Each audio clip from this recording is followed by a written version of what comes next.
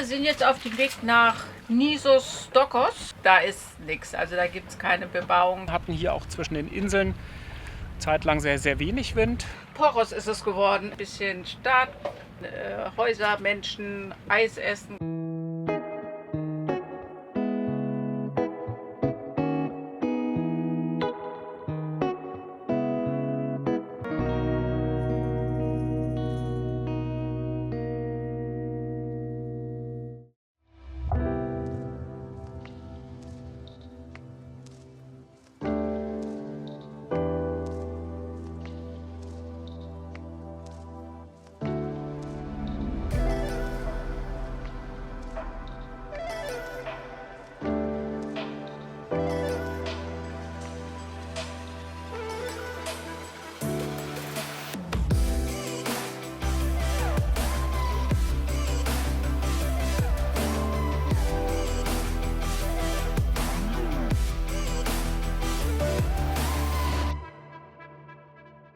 Wir verlassen heute Porto Cheli. Wir haben in der letzten Zeit eigentlich immer hoch am Wind gehabt und immer viel gegen an und öfter mal ein bisschen zu viel Wind für das Komfortempfinden. Deswegen haben wir heute nur die Genua gezogen, obwohl wir gegen den Wind fahren. Das heißt, wir kreuzen jetzt ganz langsam gegen an, haben aber auch nur 5 Meilen zu fahren. Porto Cheli ist eine nette Bucht. Ist jetzt nicht die schönste, aber ist eine gute und geschützte Bucht. Und das Wrack hat mich fasziniert, was da liegt. Und wir haben interessante Menschen getroffen. Wir haben die 2 von Blue Horizon getroffen beim Bäcker. Und Dirk von der Surya ist vorbeigekommen im Schlauchboot. Und mit beiden konnten wir uns ein bisschen unterhalten. Das war ganz schön. Jo, und jetzt fahren wir Richtung Süden weiter und fahren eine weitere schöne Bucht an.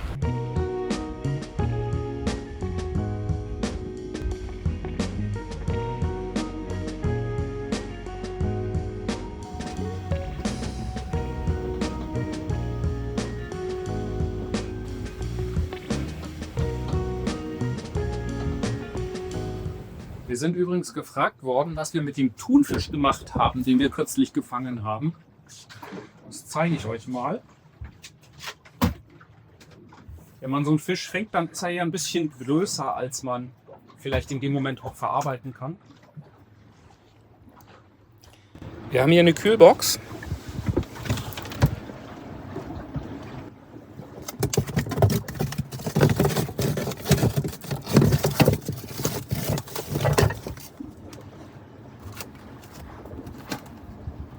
Das ist das schöne Fleisch vom Thunfisch.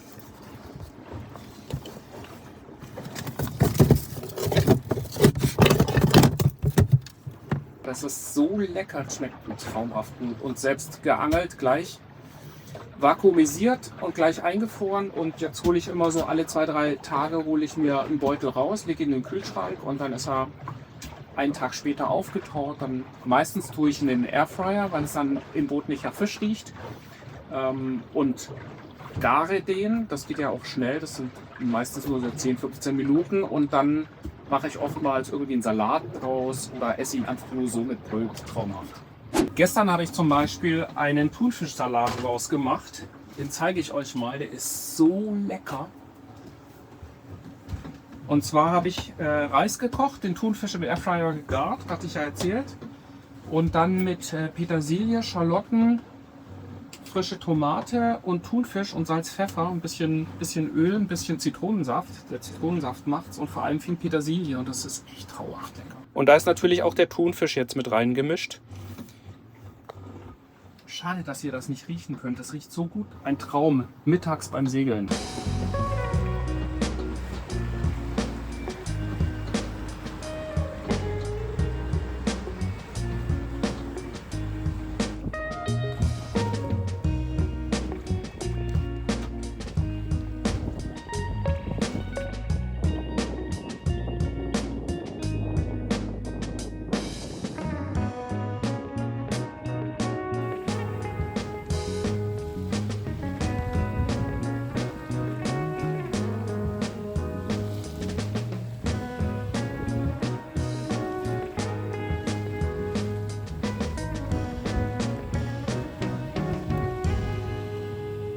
Wir sind jetzt auf dem Weg nach Nisos-Dokos. Das ist ein der Insel Hydra vorgelagerter großer Stein. Da ist nichts. Also da gibt es keine Bebauung, keine Häuser, keine Ortschaften. Es gibt wohl einen Gehöfthof oder irgendwas, sieht man auf den Karten. Aber ansonsten scheint es dort nichts zu geben. Und das haben wir uns ausgesucht, um so ein bisschen Ruhe zu haben. Wir müssen so 2, 3 Sachen aufräumen und wir müssen uns auch so ein bisschen erholen von dem ständigen hart hoch am Wind und starken Wellengesegle die letzten Tage. Wir fahren jetzt hier ganz gemütlich mit Genua und Ros einen gemütlichen halben Wind, ganz entspannt und dümpeln so mit 3,5 Knoten vor uns hin. Das tut auch mal gut. Das müssen nicht immer 8 Knoten sein.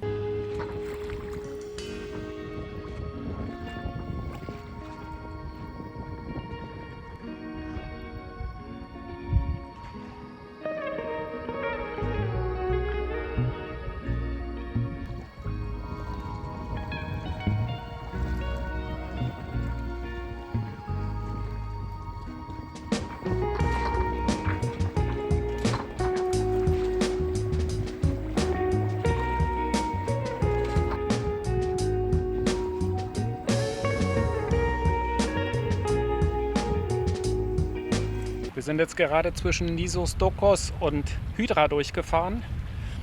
Das hier ist Nisos Dokos und hinter mir ist Hydra.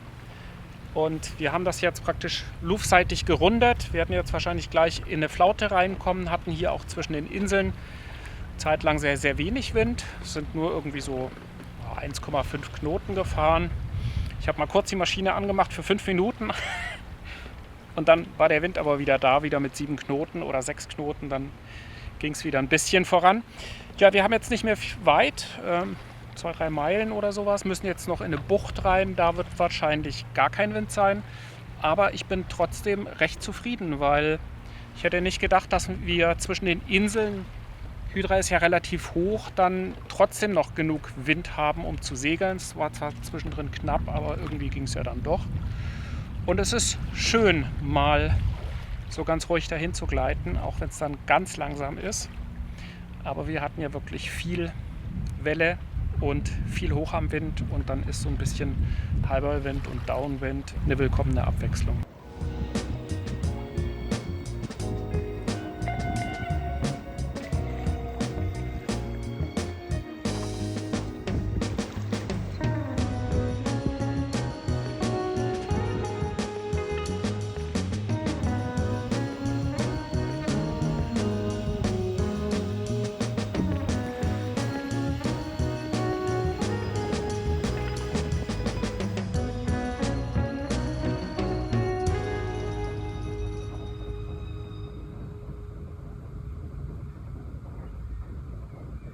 Wir haben jetzt früh am Morgen und der Multiplus läuft im Leerlauf. Das heißt, er zieht 27 Watt im Moment. Wir haben aber schon vom Solarertrag haben wir schon 38 Watt. Das heißt, die Bilanz ist schon positiv. Wenn ich jetzt den Wasserkocher anmache,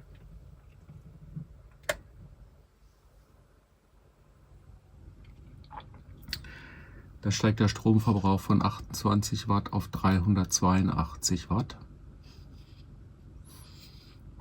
Man sieht hier den Stromfluss, wo der Strom herkommt. Der kommt zu 41 Watt, kommt aus Solar und geht in den Wechselrichter und 36,2 Ampere kommt aus der Batterie und geht in den Wechselrichter.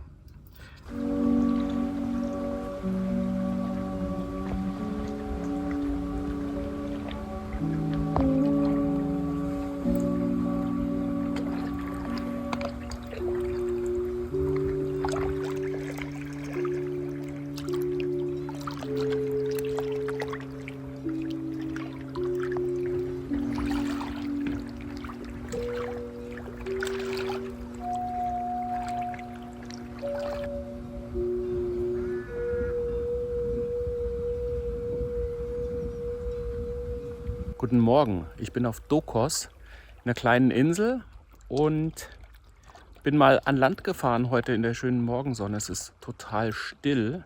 Ich wollte hier eigentlich auf einen dieser Hügel raufkrabbeln, aber das geht nicht so richtig gut. Hier gibt es riesig große Kreuzspinnen, die sehr, sehr große Netze spannen. Und das Gestrüpp ist auch so hüfthoch. Das heißt, da sind überall Spinnen dazwischen. Also nicht, dass ich jetzt vor Spinnen Angst hätte, aber es muss auch nicht sein, dass da irgendwie 2 oder 3 auf mir rumkrabbeln. Deswegen bin ich jetzt wieder hier unten. Ich wollte für euch die Drohne fliegen lassen. Also wir waren gestern bestimmt 30 Yachten hier in dieser Bucht. Das ist eine große geschützte Bucht. Kristallklares Wasser. Wir ankern auf 10 Meter Wassertiefe im Sand. Und man hört nichts. Es ist vollkommen still. Heute Morgen sind die ersten 3 Boote abgefahren. Da hat man kurz Motorengeräusch gehört. Ansonsten ist auf der Insel ein einziges Gehöft. Und das war's. Mehr ist hier nicht. Totale Stille.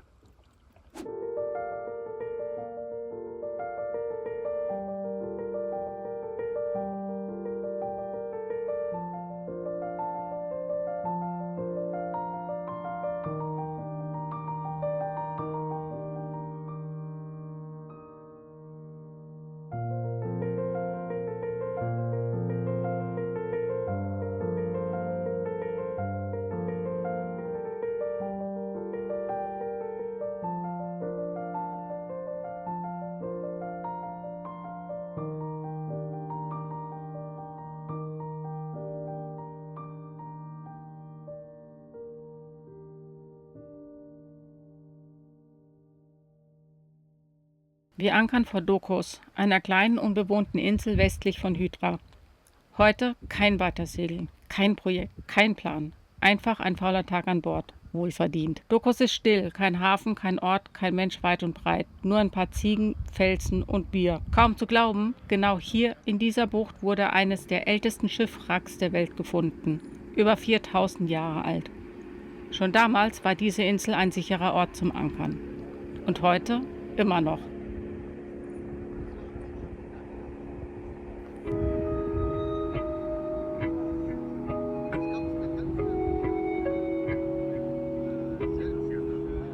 Am nächsten Morgen ist Schluss mit Faulenzen. Wir werfen einen letzten Blick auf Dokos, dann heißt es Anker auf. Wohin genau? Noch nicht ganz klar.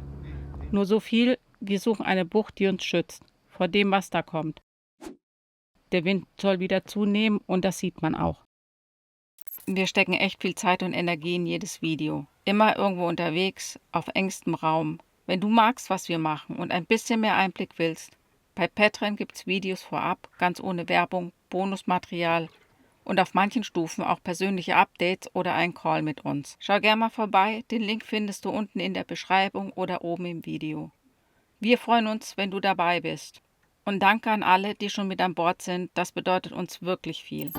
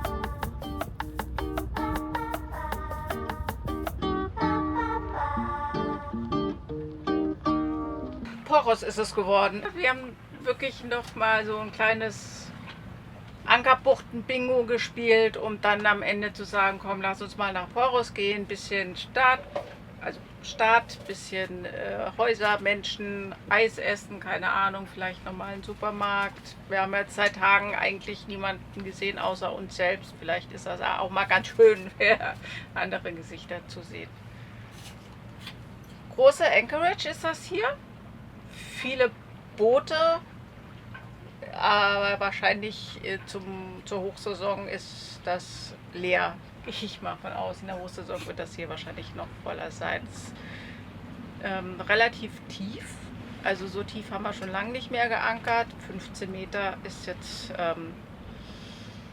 für Griechenland vielleicht eher ungewöhnlich, außer in so einer schmalen Bucht, wo man eben auch mit Heckanker festmacht. Aber ist ja kein Problem, wir haben 100 Meter Kette, das ist kein Thema für uns. Und ja, jetzt gucken wir mal, dass es nicht mehr ganz so heiß ist und dann gehen wir vielleicht sogar nachher schon gleich mal an Land. Auch noch was zu sagen? Also ich bin ganz froh, dass wir jetzt, ich wollte gerade sagen, in Piräus sind, in Poros sind. Also es sieht süß aus, die Einfahrt ist relativ eng. Man fährt viel an Fischerbötchen vorbei, uns ist eine riesige Fähre entgegengekommen. Aber, also ich finde das cool hier. Das gefällt mir jetzt ganz gut. Ich bin froh, dass wir jetzt doch hier reingefahren sind. Du warst derjenige, der hier nicht her wollte. Ja, ich war dagegen. Ich bin eigentlich eher so ein einsamer Ankerlieger.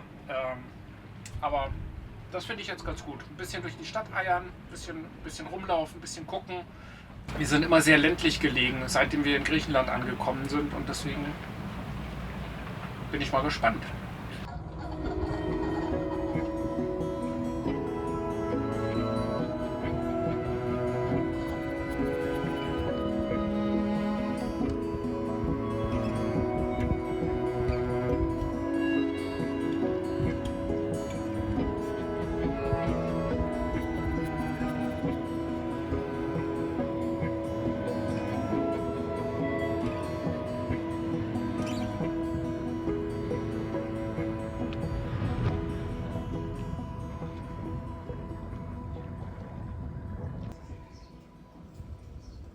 Poros. Eine kleine Inselstadt oder eine Stadtinsel. Jedenfalls liegt sie so nah am Peloponnes, dass man fast rüberspringen könnte. Weiß getünchte Häuser, enge Gassen, Cafés am Wasser. Und oben drüber die historische Uhr, das Wahrzeichen von Poros, sichtbar aus fast jedem Winkel. Poros ist beliebt bei Seglern und das merkt man. Boote kommen, Boote gehen. Wer bleibt, bleibt meist länger als geplant. Die Geschichte reicht weit zurück. Antike, Klöster, Kapitänshäuser, alles da. Jetzt erstmal einfach treiben lassen. Völlig ungeplant und obwohl wir es beide nicht wollten, sind wir in Poros und es gefällt uns tatsächlich so gut, dass wir auch noch ein paar Tage länger bleiben. Wir wurden oft angesprochen, warum wir denn so durchhetzen. Da würde ich gerne kurz drauf eingehen. Wenn ihr euch erinnert, wir hatten vor 3 Jahren eine abrupt endende Saison aus familiären Gründen und das Jahr darauf waren wir gar nicht unterwegs, eben auch aus familiären Gründen. Letztes Jahr konnten wir die Saison erst im Juli starten, weil uns der Motor so lange in der Marina gehalten hat und wir wurden ja auch ständig gefragt, wann geht es denn endlich los, wann segelt ihr, wann segelt ihr.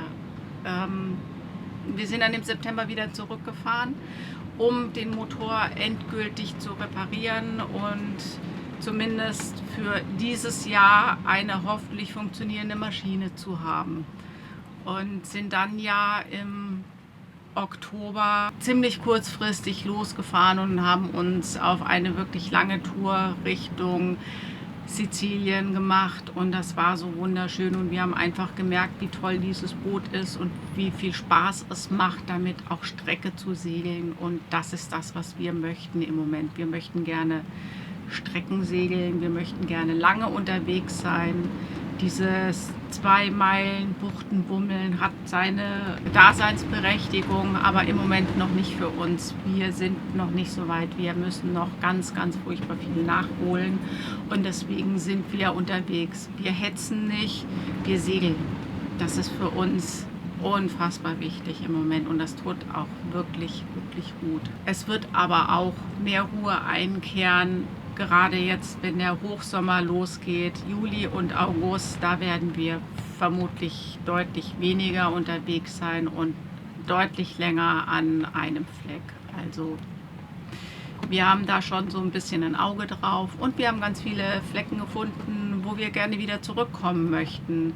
Es gibt ja auch noch eine Nachsaison und ja, wer weiß, was nächstes Jahr ist. Nächste Woche sind wir erstmal in Poros und das wird, glaube ich, ganz interessant.